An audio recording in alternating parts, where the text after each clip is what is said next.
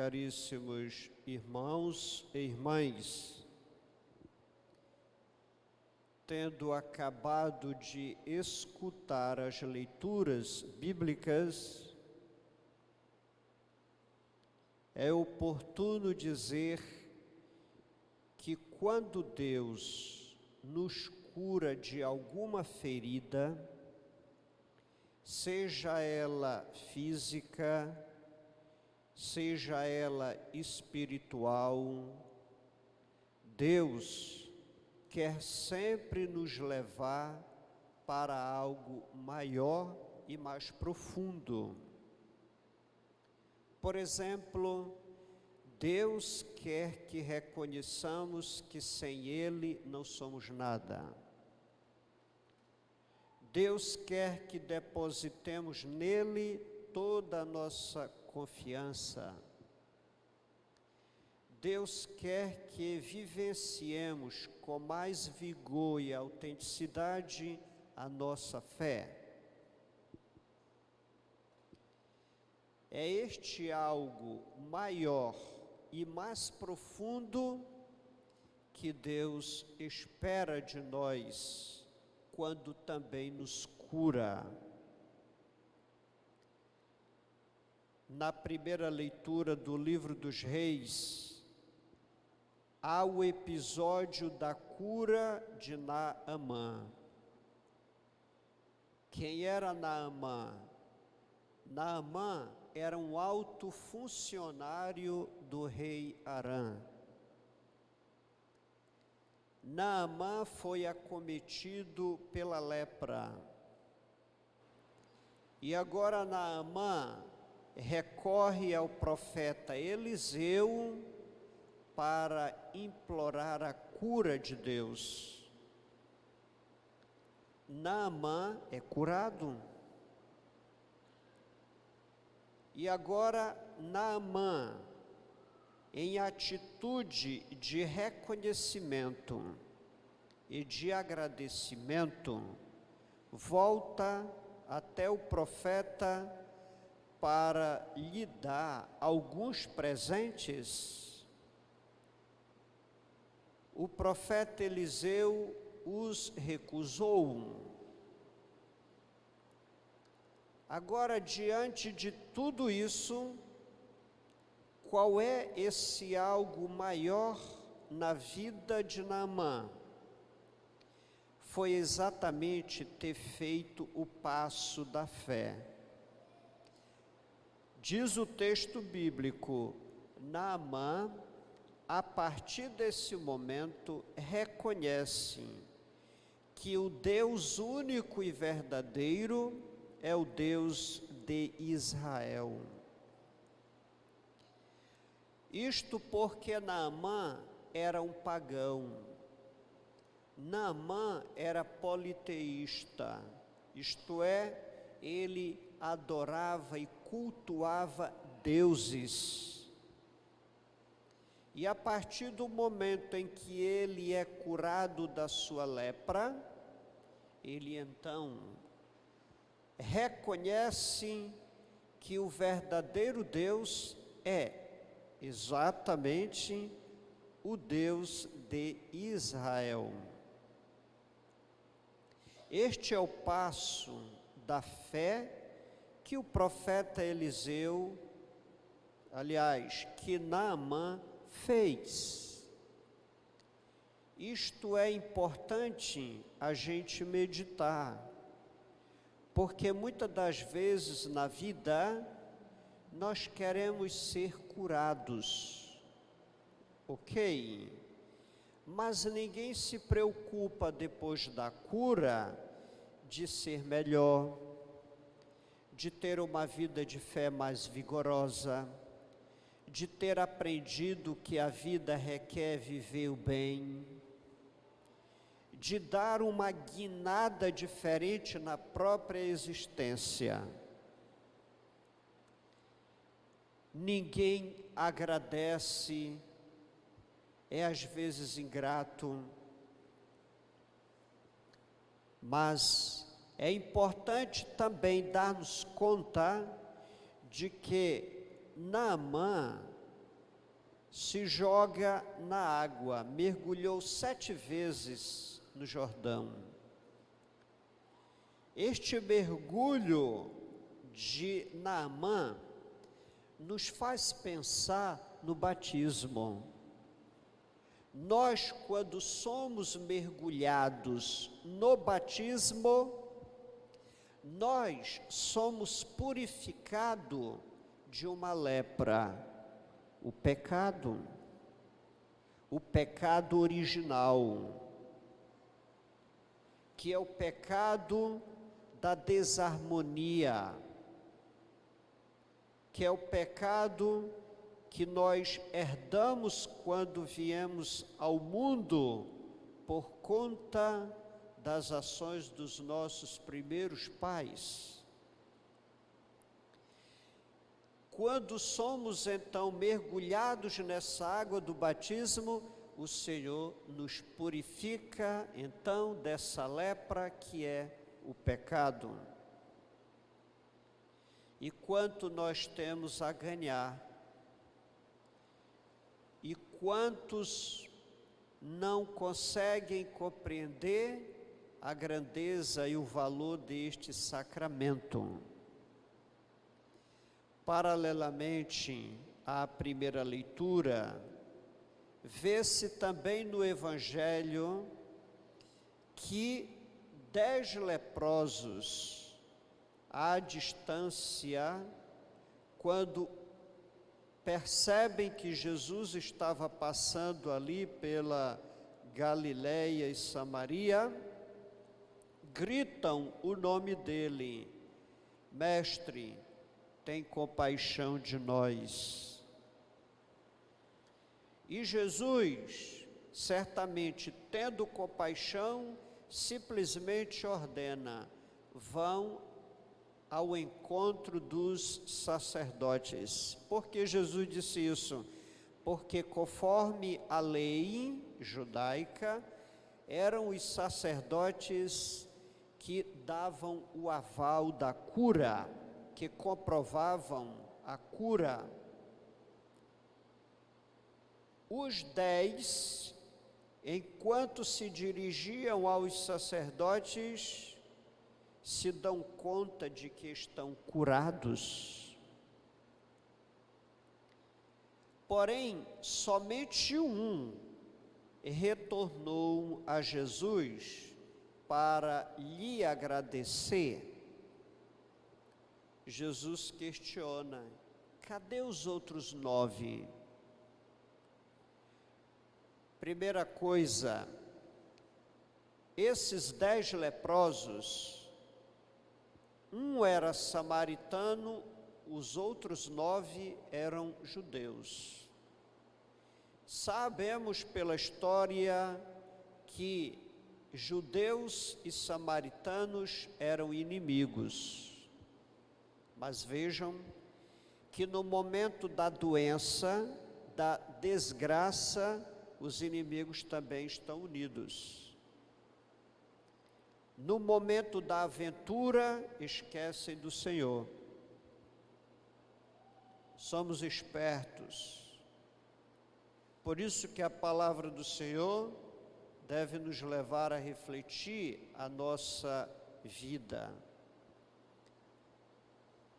Jesus vai dizer para este samaritano: tua fé te salvou. Como nós podemos entender isso? Em primeiro lugar, os outros 9 que eram judeus, quando se deram conta da cura, eles simplesmente ficaram na deles. Simplesmente viram aquilo como bem-estar para a sua vida, como modo, portanto, agora de estar incluído na sociedade, como algo que agora a lei da impureza não mais os incomodariam, mas não fizeram o passo da fé. Continuaram com o seu coração fechado para o Senhor, continuaram orgulhosos, soberbos. O samaritano não. ele fez o passo da fé, vem ao encontro do Senhor para agradecer ao Senhor a cura recebida. O samaritano, então, quando Jesus diz, tua fé te salvou, significa dizer que ele reconheceu que a cura é dom de Deus, que a cura é gratuidade divina, que só Deus é quem cura de fato, que só Deus pode curar o mundo, pode curar a todos. Por isso, o samaritano verdadeiramente fez este passo grandioso da fé. Ele avançou, ele conseguiu compreender que sem Deus ele não era nada. Os outros 9 simplesmente continuaram o seu caminho, como se o que aconteceu com eles era mérito deles, e que aquilo não lhes dizia nada. Agradecer ao Senhor é o mínimo que nós podemos fazer. Quantas vezes na vida, diante dos bens, diante da saúde, nós não recordamos de agradecer a Deus. Se não agradecemos a Deus pelos bens, como é que nós vamos agradecer a Deus no sofrimento, na dor? Como é que nós também vamos conseguir encontrar respostas para o sofrimento do inocente? Como é que nós vamos conseguir entender por que se foi acometido por esta doença? Quando essa pessoa é uma pessoa da igreja, é uma pessoa que reza, é uma pessoa que busca fazer o bem, e no entanto, foi acometida por um mal, por uma dor. Nós só conseguiremos encontrar respostas para isso na força da perseverança, na força da resistência, na força da fé, na força da confiança e abertura para o Senhor. Exatamente como diz São Paulo a Timóteo: Timóteo, lembra-te de que eu estou sofrendo por causa do Evangelho. Mas eu estou certo, Timóteo, que o Evangelho, ou a palavra de Deus, não está algemada como a mim. Vejamos então a coragem, a fibra, o vigor de Paulo, mostrando exatamente aqui também para nós como no sofrimento dele, ele conseguiu compreender aquela situação por causa da sua abertura ao Senhor. Sem esta abertura do nosso coração para o Senhor, tudo na vida parece rústico, inexplicável, angustiante, com muitas interrogações. Porque eu, como querem dizer então assim, deveria ser o outro, ela lá, aquele acolá, mas não eu. E aí, isso não é orgulho, isso não é soberba, isso não é ter um coração petrificado, fechado, isso não é falta de ter feito um caminho, um itinerário ao encontro do Senhor, que inclusive, sendo Deus, sofreu também, E será que não vamos nos compreender sofrendo só nele? Ele não é a chave de leitura, de interpretação para nós? O mundo não é. O mundo sempre tenta nos desviar de tudo o que não nos dá prazer pessoal. Vamos então, nesta Santa Missa, pedir ao Senhor que continue nos curando do nosso pecado, dessa lepra que vai diminuindo a humanidade, vai rebaixando a humanidade na qualidade, nos valores.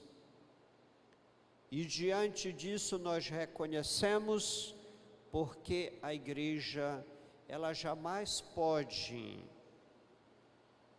concordar com algo que tenha o cheiro do pecado, porque a missão dela é a missão de Jesus, nos elevar, nos libertar, nos fazer avançar.